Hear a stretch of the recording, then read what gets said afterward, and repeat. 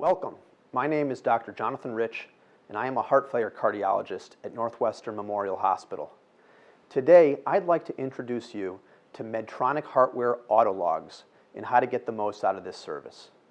Autologs provides you with fast access to a 14-day historical view of HVAD operation to assist the evaluation of pump performance. The new advantage provided by Autologs is near immediate availability of the pump data by way of the Autologs report. Previously, this data was not accessible in the time that a patient spent normally in clinic. Now, however, this speed enhancement allows the data to be incorporated into any patient visit without increasing waiting times or needing to schedule additional appointments. The Autologs report organizes the pump data in a format that makes it both easy to interpret and store for record keeping. Taking a closer look at the report, you will note several fields. First, patient and report information to help you ensure that you're looking at the correct patient and that the data are current. Second, the current system parameters are listed. You may check here to make sure the parameters are at expected levels. You might also consider checking the levels against the HVAD pump power speed table for reference. We'll cover that table in a moment.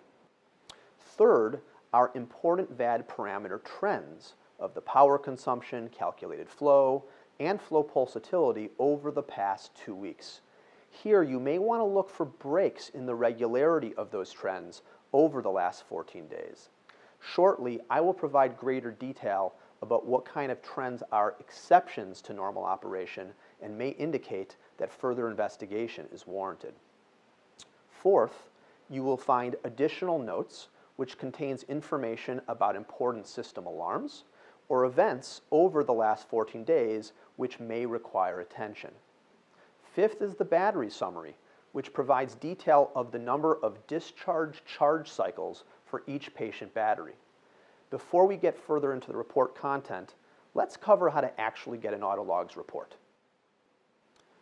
Access to the Autologs service only requires a patient's controller, a monitor, a compatible USB memory stick, and a computer with internet access. All of these elements are likely already present in your VAD clinic. The first step is to connect the controller to the monitor as you normally would during a clinic visit. It will take approximately 8 minutes for all data to be transferred from the controller to the monitor. These are stored in a file with the programmed patient's identification. The data are completely transmitted when the data transfer icon is black and no longer flashes. Until then, however, the data cable must not be disconnected from the controller. To display the list of patient data stored on the clinic monitor, disconnect the data cable from the controller. Open this list with the Log Files button. Next, connect a USB memory stick to the monitor, and then select the patient whose data you want to analyze, and then start the transmission by pressing Save to USB, and then Yes.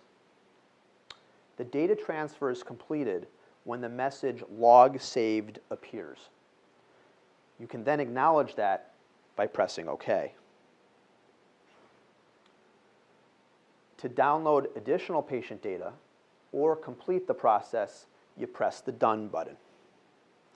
Next, remove the USB memory stick from the monitor and connect it to your computer. At that point, you will attach the 3 .csv files with the patient data, alarms, and events to an email and send it to autologs@heartware.com. Soon after, Autologs will send back an email with the Autologs report attached. Everyone that was copied on your original email will remain copied on the report email. Also, if you want to evaluate the data from several patients, you can send all these patients' log files in a single email. Autologs will generate an Autologs report for each patient marked with the patient ID in a single response email. For further assistance, please contact your Medtronic HeartWare representative. Those of you who have already used the log file service may have a good understanding of how to read and interpret log file data. However, it may still be useful to go through this process with your Medtronic HeartWare representative a few times until the process is incorporated into your normal routine and you feel confident in the data analysis. To assist you in your analysis, Medtronic HeartWare has developed some useful tools. The Autologs Atlas provides you and your team with a variety of tools to help you read an Autologs report. Within the Atlas is the How to Read an Autologs Report, which identifies the fields of an Autologs report and also has some useful questions to keep in mind. Next, the HVAD pump power speed table provides published data about typical power consumption across the full spectrum of HVAD rotational speed settings. This information could help you identify if a pump's power consumption is within normal range or if the system or patient requires further evaluation. I will now guide you through scenarios presented in the Autologs Atlas to show you what useful information can be derived from an Autologs report. In the first step, we look at the report of a normal scenario. By knowing what normal looks like and what deviations from normal look like, you may efficiently incorporate Autologs into your routine practice. Let's look at scenario number 1. In this report, note that power consumption, flow, and pulsatility remain in a constant range. One can also recognize a regular variation in the rhythm of the day, the so-called circadian rhythm.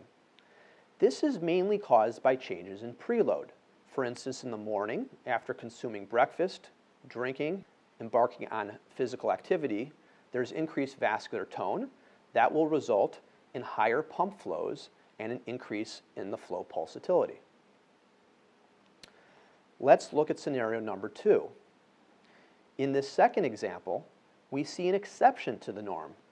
The system has recorded recent intermittent suction. This can be seen most clearly by those short-term minimal flow values near 0 liters per minute, as well as short-term dips of the average flow value. In scenario number 3, we now see a significant increase in the power consumption occurring approximately 12 hours before downloading the log files. The power consumption is clearly outside the normal range for this speed. In this case, the accompanying clinical data confirmed that the power increase was due to pump thrombosis. The increased power consumption is caused by friction of the thrombus, which is usually attached to the rotor on the housing wall. In combination with clinical signs, such as an increase in hemolysis, these Autolog report data could assist in the detection of a pump thrombosis. The graphical display also allows an estimate of when the pump thrombosis has occurred, in addition to the high power alarm triggered during operation. In this example, the flow curve has already changed about 24 hours before the data download. The maximum flow in the light green flow clearly exceeds the previous range of fluctuation. Note that the flow is incorrectly calculated by the controller and is rather lower than before. Moving to scenario number 4. In this example, we see a sudden and sustained drop in the calculated flow as well as the pulsatility. Identification of these trends on an Autologs report should trigger further investigation into the pump and patient condition. Clinical data about this case confirmed that this was due to an occlusion. This may happen, for example, when a thrombus is ingested into the pump. Frequently, in these cases of almost complete occlusion, there is only slight hemolysis, since flow restriction and flow rates greatly reduce the flow.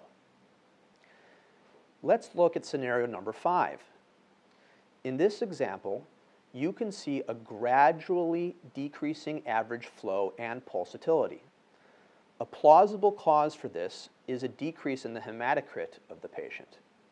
In this case, the clinical data confirmed that the patient experienced a gastrointestinal bleed, which in turn reduced the hematocrit or viscosity of his blood. The reduced viscosity of the blood led to reduced flows calculated by the controller.